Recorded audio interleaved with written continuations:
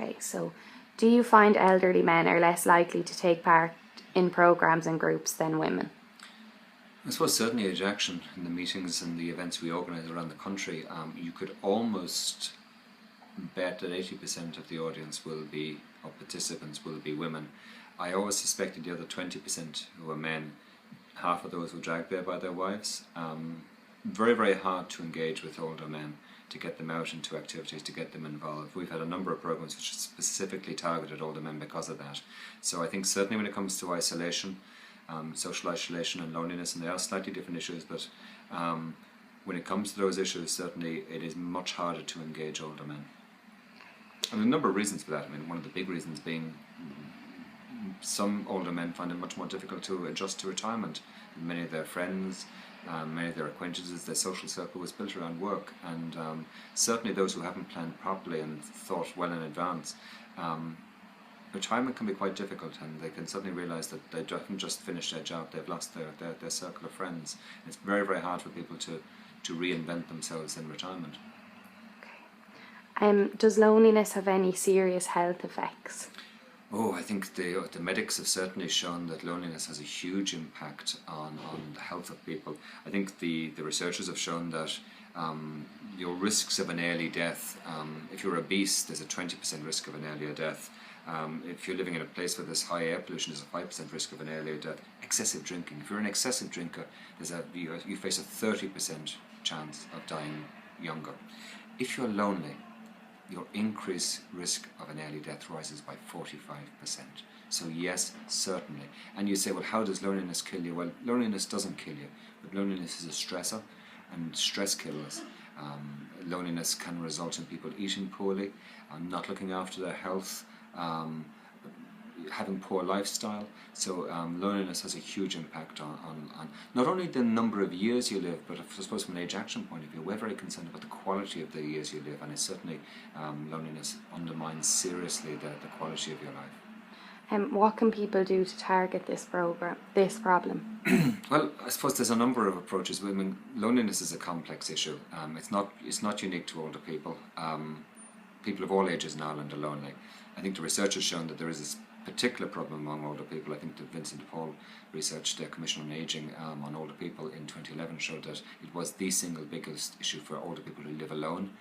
And you need to take that in the context that 1 in 3 older people in Ireland live alone. So we have got to recognise loneliness and isolation are big issues for older people.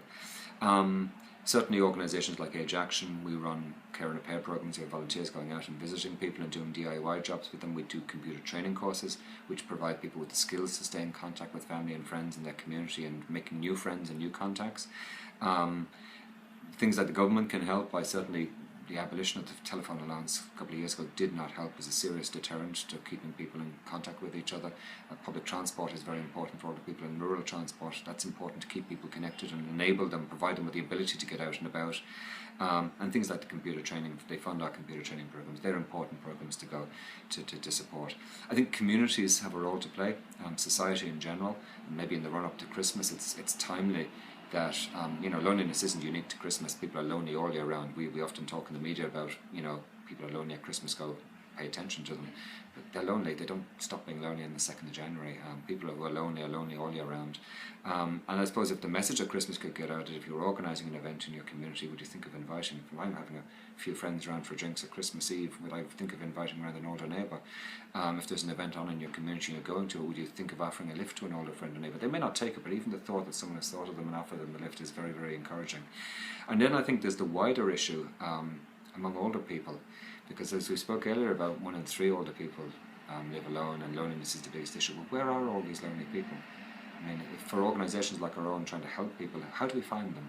We spend a lot of time reaching out to people. If you're lonely,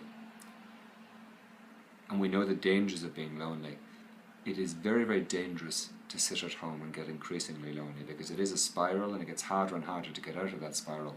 It's very, very important you do something about it. You take action, you address your need. Now, if you've got a disability, or if you're living in a very isolated area, you don't have many friends, or you're bereaved, and it might be hard, but you've got to do something. Being hard is not an excuse to do nothing. You've got to either just pick up the phone and ring Age Action or Alone or any of the senior helpline. There's a number of organisations out there to help older people. But equally, get out and volunteer. Do something about it. We are constantly looking for older volunteers. Some of our older volunteers are some of the most valuable volunteers we have. They have experience, they have time, they have knowledge. So volunteer, whether it's for Age Action, for your local community, no matter where you're living, there are organisations who are crying out for volunteers. By getting out and volunteering, you meet new people, you get new interests, you develop a new circle of friends, new circle of interests, you find out what's happening in your community. So that's one practical thing you can do. I mean, certainly if people talk about taking up new hobbies and new activities, that's very hard for people at a certain stage of life and depending on their situation. But you've got to do something. Doing nothing is not an option when it comes to loneliness, because we know the dangers of being lonely. Do you think men are more likely to be lonely than women? I think I think loneliness goes across the board. I think there are certainly some of the factors which make loneliness a bigger issue for older people. So some of the issues might be physical health, that if their health is failing.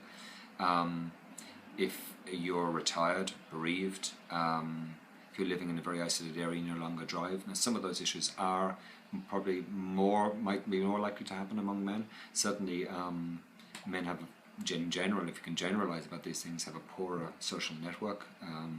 And so if a wife or a brother or a sister or a close friend dies, they're very hard to replace those, and they have less support in the community. So that can be harder. Certainly men do struggle with retirement more than women, in that in many cases their social network and their friends and their social activities are based around work and friends from work, and people struggle to reinvent themselves in retirement, and that's a challenge for all of us to think about how you're going to live when you retire. So certainly there are men and are less socially engaged than women, and so isolation and loneliness can be an issue for some older men. Yeah. Is elder abuse an issue you are worried about at the moment? Elder abuse is one of the hidden crises in Ireland. Yeah. We've done a lot of work in elder abuse. We're part of a European elder abuse project at the moment. It takes many forms. Where it kicks in with loneliness and isolation is if you are dependent on one or two family members for key parts of your life. Where abuse occurs is where that relationship is abused. We know that 80% of alleged abusers in Ireland are family members. So if you are going to be abused at some stage in your later stages of your life, you probably already know who the abuser is. You're probably already acquainted with them. It takes many forms. It can be physical, it can be psychological, is very, very common, financial, sexual, acts of omission, of kind of a neglect. So yes, it is a huge issue in Ireland. There is a HSE dedicated service for elder abuse, and people who are abused, either they ring Age Action, we can put them in contact with their local caseworker, or contact the HSE 1850 24 1850. That's their general information line. They'll put you in contact with your local caseworker who can help you. We say to people who are being abused, there's a huge shame, because it's usually your family who are abusing you, and people are very slow to come forward and report it. We're saying there should be no shame in it. It's not part of ageing. Some people say, well, look, this is where I'm at, and this is the reality of ageing. It's not a normal part of ageing. You don't have to put up with it. There is a service there to help you. We would urge people to contact Age Action, or we have information lines who can help you if you're in that situation. Okay, thank you. Good stuff.